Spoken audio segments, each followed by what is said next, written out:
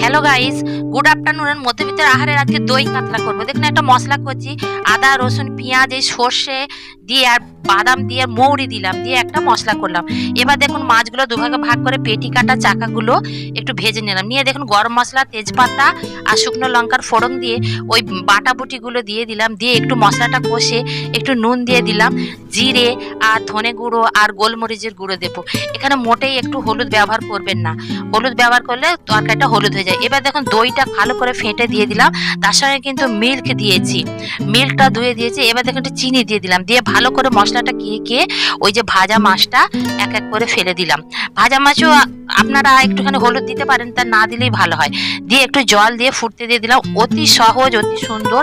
একটু লঙ্কা চেরা দিয়ে দিলাম, ধনেপাতা দিয়ে দিলাম, আর একটু ঘি দিয়েছি। বন্ধুরা একটু দেখেছেন, এই হলো দই কাতলা, অতি সহজ রেসিপি। কেমন হলো রেসিপিটি অবশ্যই জানাবেন।